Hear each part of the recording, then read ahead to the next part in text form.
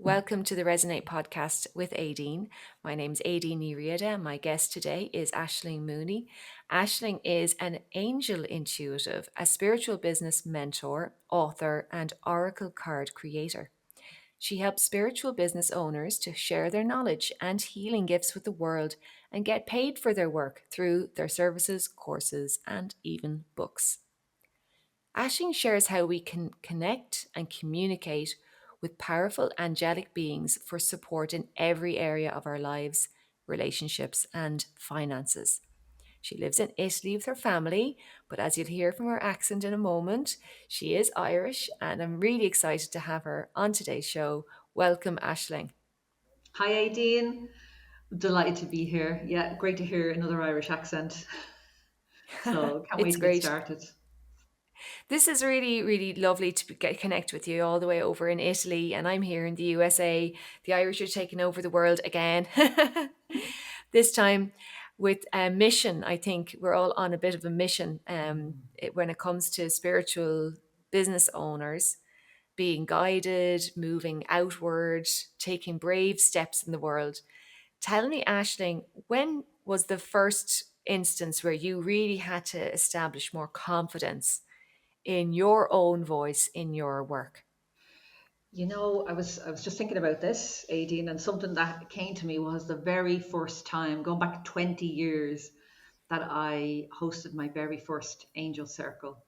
So I work now with spiritual entrepreneurs, helping them get online, but the very first sort of um, time I stepped into entrepreneurship, if you like, was when I started teaching about the angels. And if I even go back a little bit further than that, I found this group, walked into the room, and it was angels, music, incense, and I thought, this is it. I'm home. And it was actually called Chez Ange, House of Angels.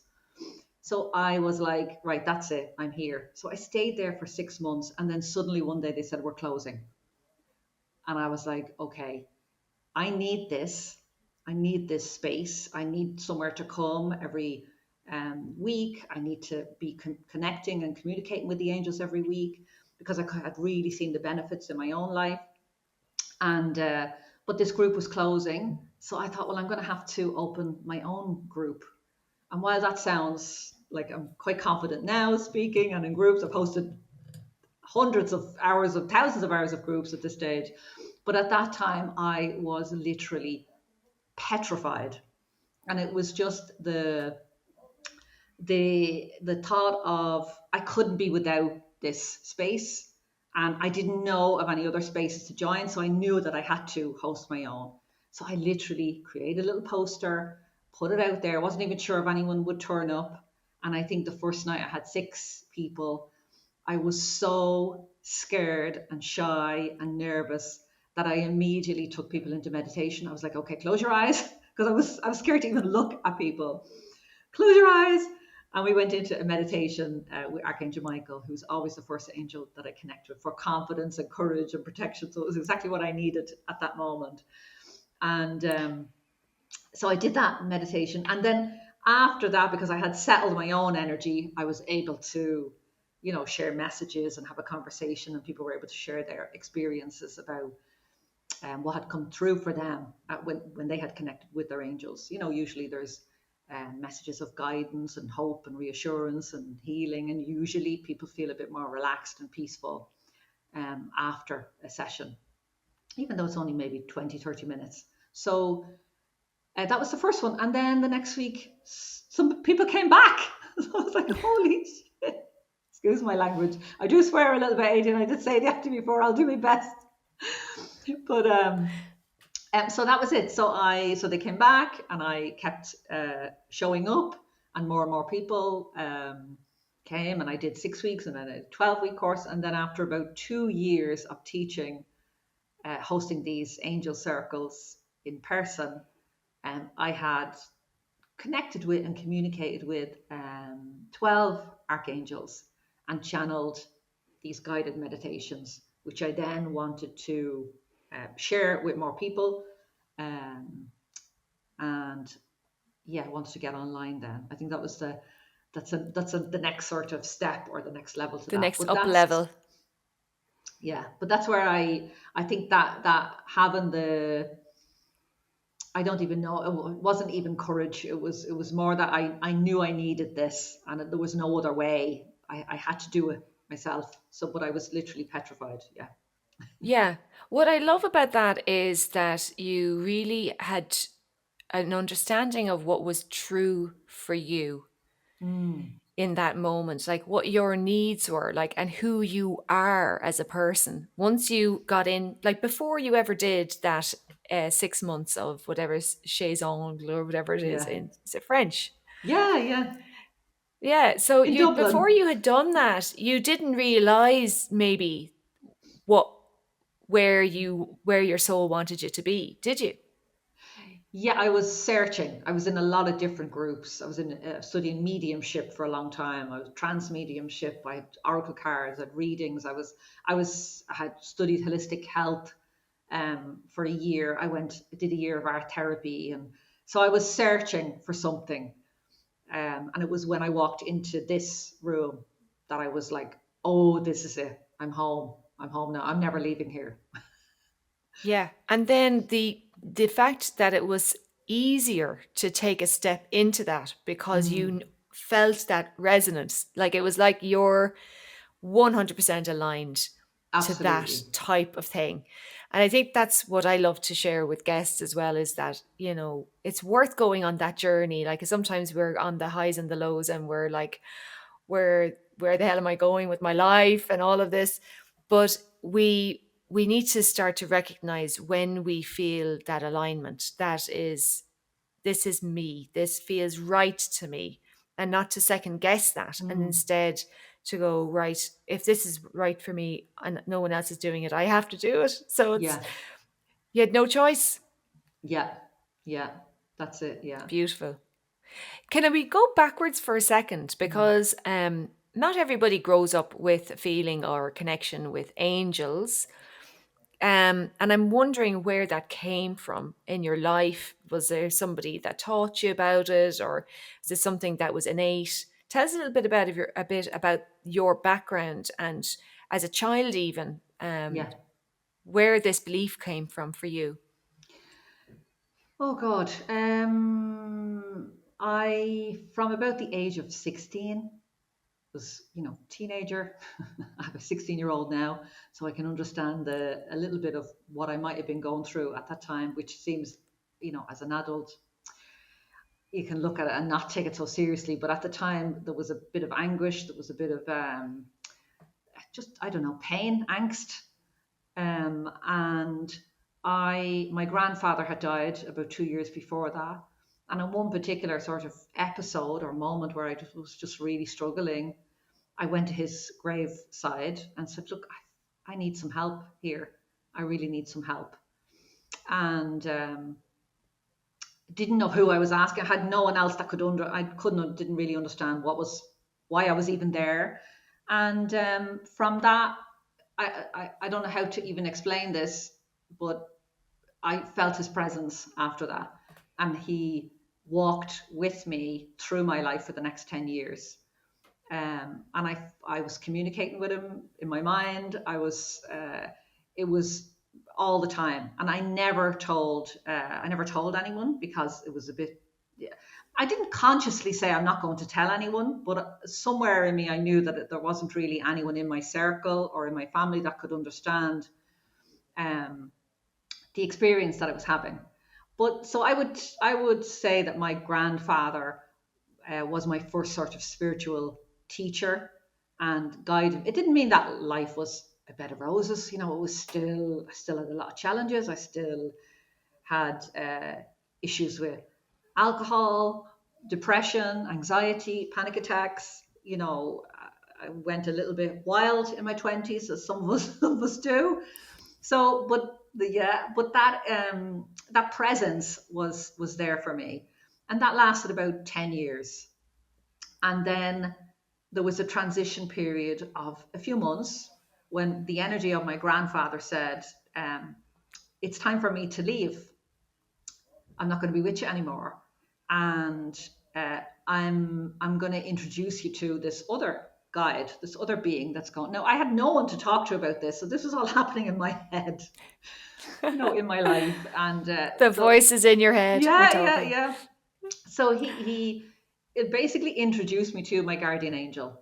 So I had never communicated with angels. So I was in my early 20s at that stage, and he introduced me to my guardian angel, and there was a transition period of about 3 months when gradually that presence became stronger and my grandfather's presence faded out, if you like. I can still call on him, but I have a feeling that he's off in some other realm, or maybe he's reincarnated. I don't know, but he's doing work, so he's busy.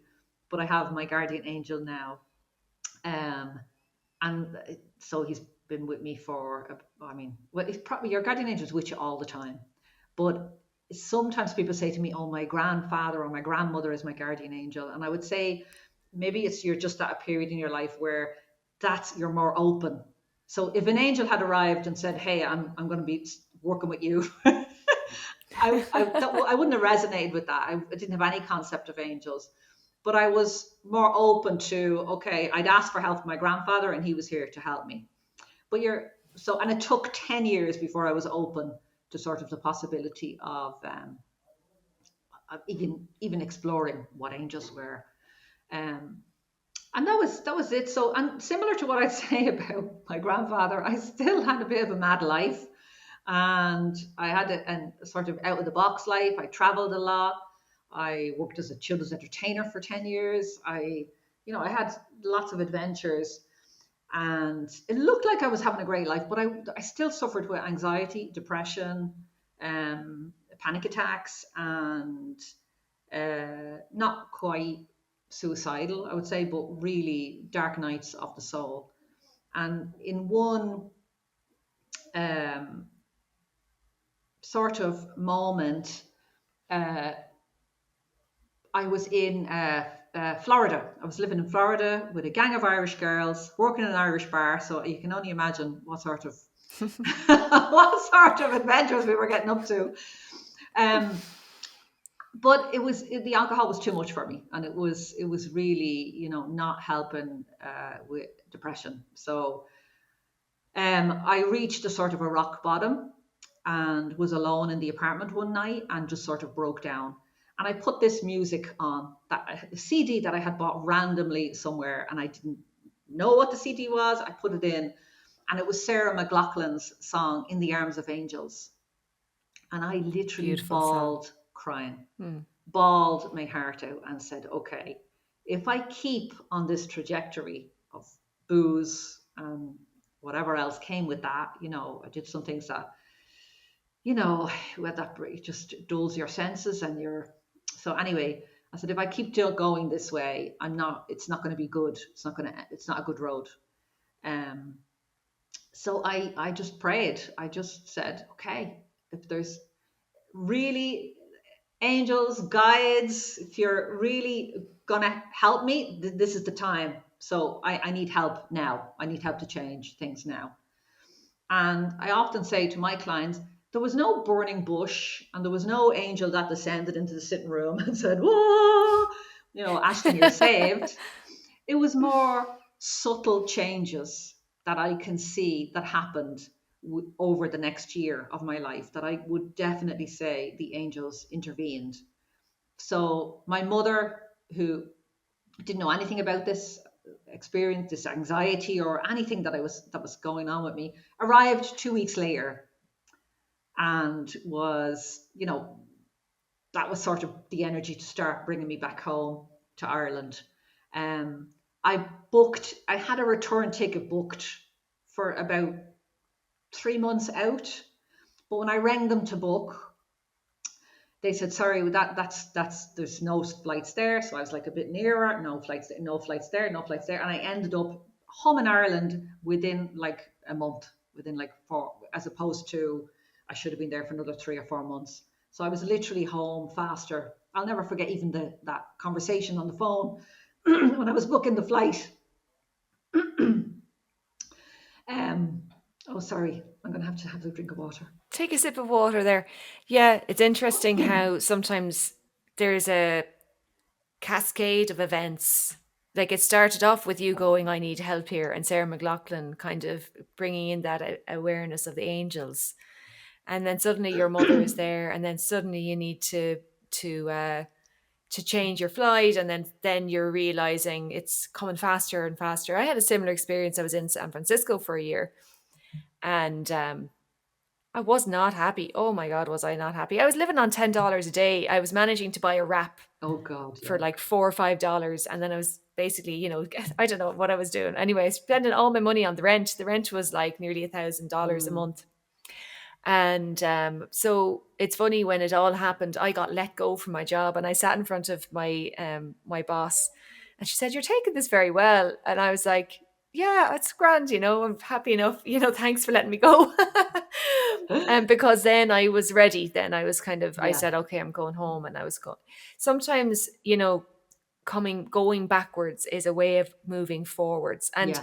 when you're younger, like in your 20s and 30s, it can, I mean, I moved home again in my 40s, Mm, and I really felt I was a failure for moving mm, backwards mm. into my home environment, or closer to my parents, or closer to my where I grew up. But that was actually a way of moving forward Yeah, for me. reset. And yeah, so I'm sure that's a similar thing. It's like when we need that assistance, we have to let go. We surrender somehow. Mm, Then, when we say, I don't know what I'm doing, help, probably could be the first time you surrender yeah, for like a exactly. year or two or three. And when we're doing it all on our own, we're not always able to see the best way forward. Like Mm, we're limited. All of us are limited in our own thinking. yeah. So it sounds like that then took on a life of its own, that process for you. Yeah, well, that was it. So, as I said, it was just incremental changes that I went back to college. I went to study holistic health, found myself back in that, different types of massage, healing therapies, yoga. I just found myself doing that. And then I got work in it was used to be called the House of Astrology in Dublin. And it was literally the place where every healer in Ireland came to buy a book, to sell their book, there was crystals, so I was just full immersion into the spiritual world. And that's where I began to join groups, learn about meditation, learn about angels, um, on a deeper level. And so that's what I would say. There wasn't like a moment, but I do feel, looking back, that I was very gently pulled in the direction that I was meant to go, and then Yeah. ended up teaching people To how to me, I connect think with the moment angels. is that moment when you said, I can't do this and I need help. That's the Mm, moment. And then it's like that. You pulled a thread, and then all that's not important starts to unravel, yeah. because it's like you've allowed the light back in. You mentioned earlier that another, say, point of you finding your voice was when you decided you needed to have an online presence. And I know that this Mm, has been a big struggle for myself as well, that I would have held myself back from being visible. yeah. I have a lot of self doubt. Tell us a little bit about what instigated that choice for you, and Mm. what happened for you once you made that, when you had that realization that you needed to expand in that way. Yeah, I always loved traveling.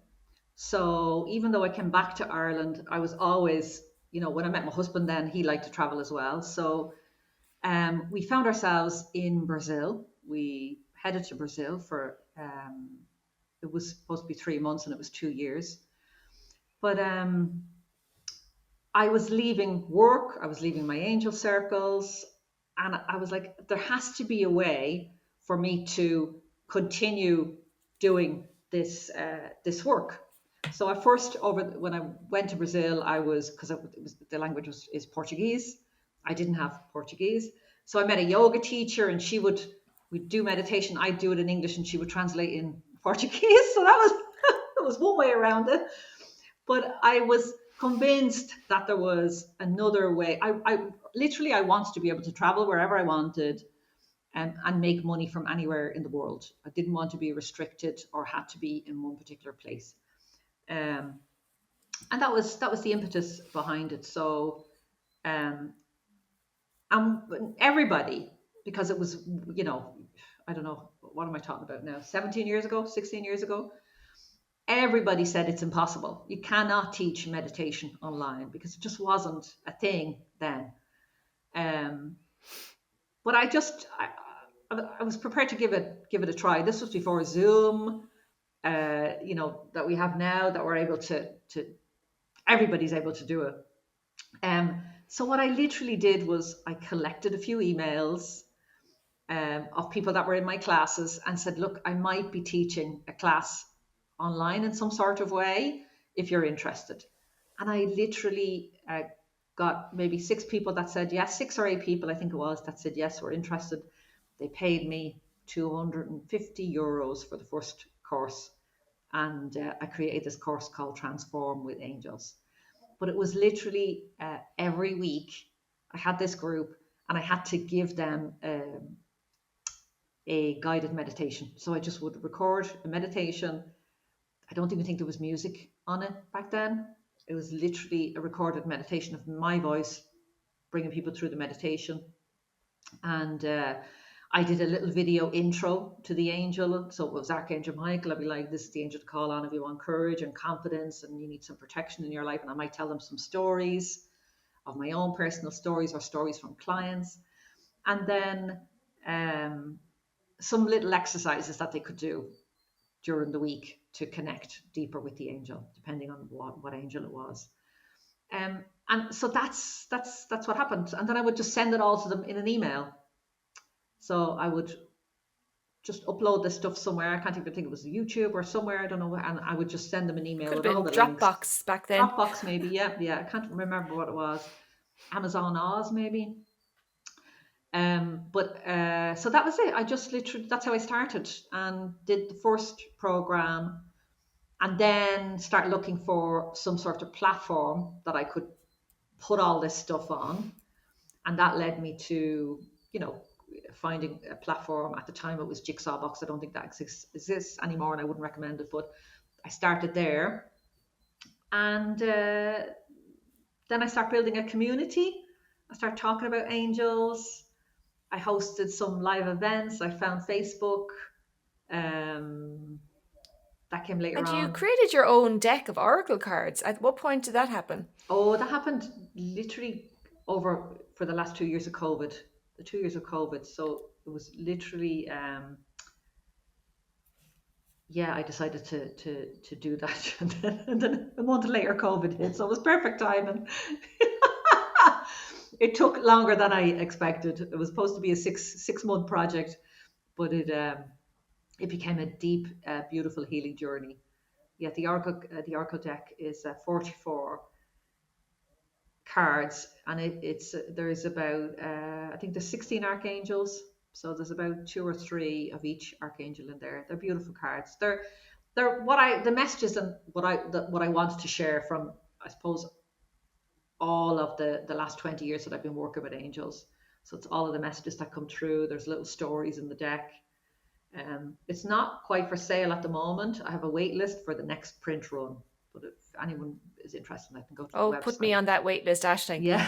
So when Aishling and I met, we spoke about my book that I had as a project at the time, and I know that you're moving into helping people to create something that they can give people that shares their wisdom, whether it be a course or whether it be a book or whether it be the oracle cards.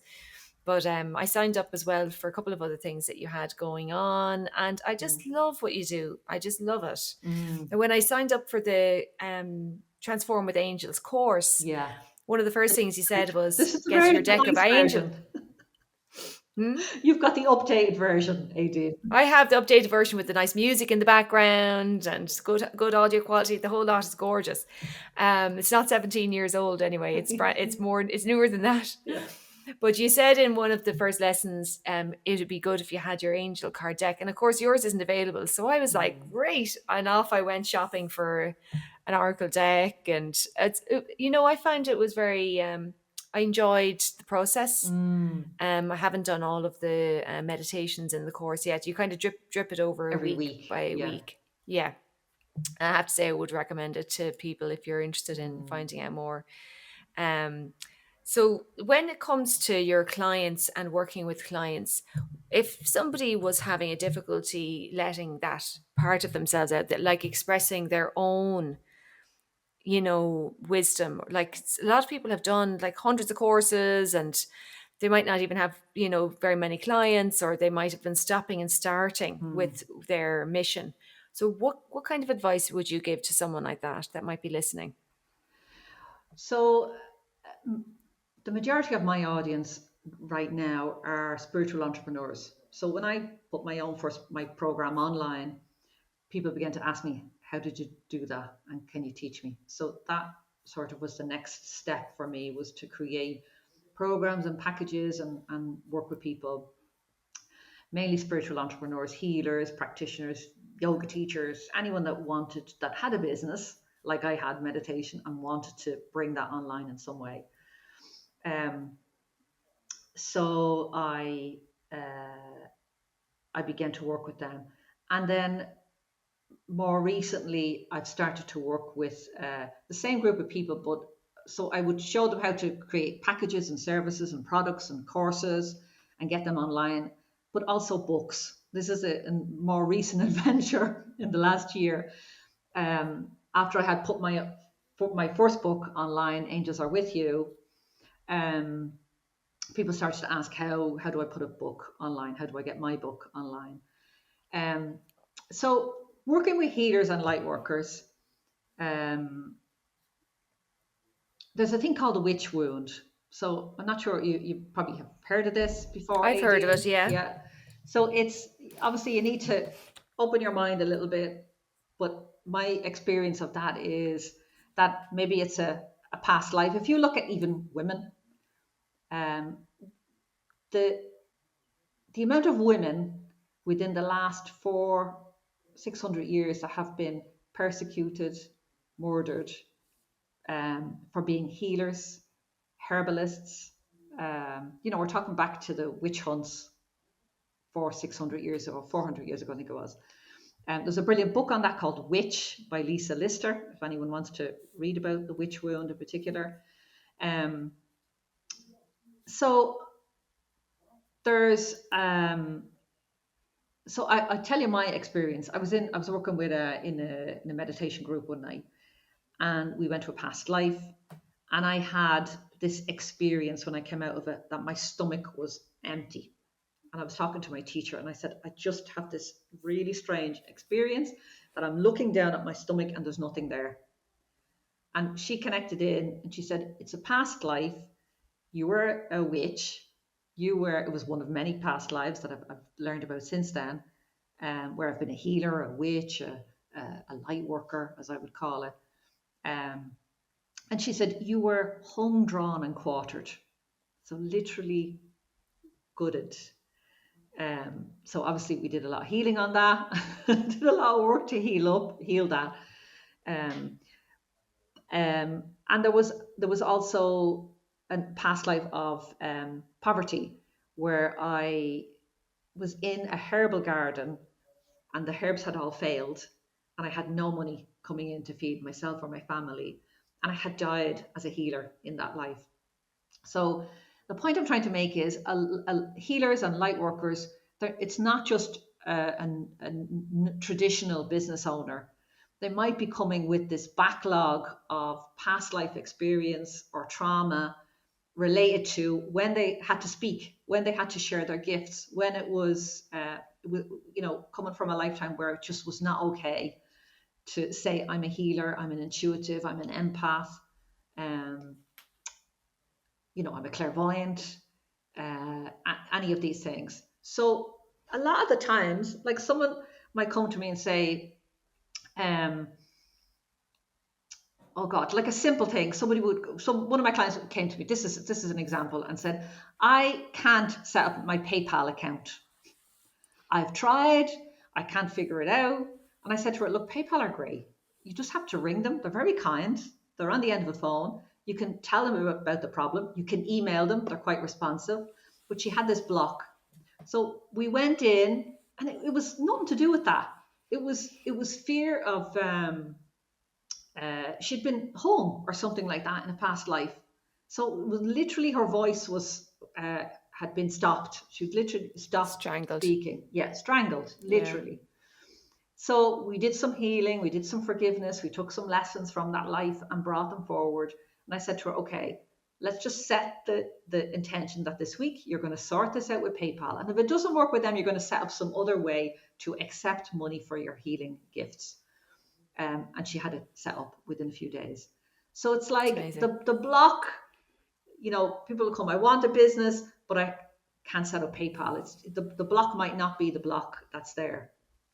Um, so I don't know if that answers the Yeah. question a little bit, Yeah, I a think roundabout so. I way. think it's yeah, I think it's self-awareness, isn't it? It's sometimes it's unreasonable. The fear that you have is unreasonable based on what is right in front of you.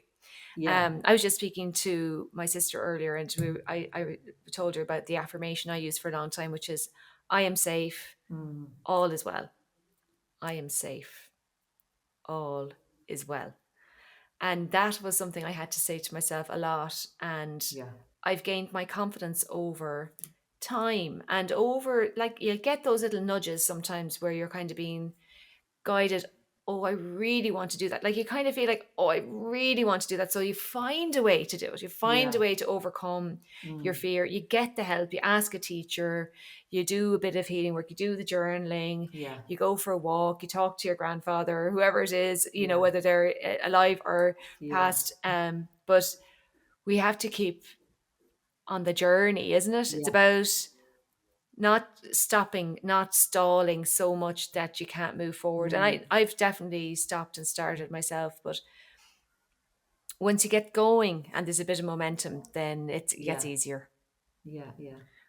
Yeah. I'm afraid we're going to be have to wind things up in a couple of minutes, Ashling. And I did want to mention to people that you offer a beautiful guided meditation on your website, ashlingmooney.com. That's Ashling, Aishling, Mooney.com.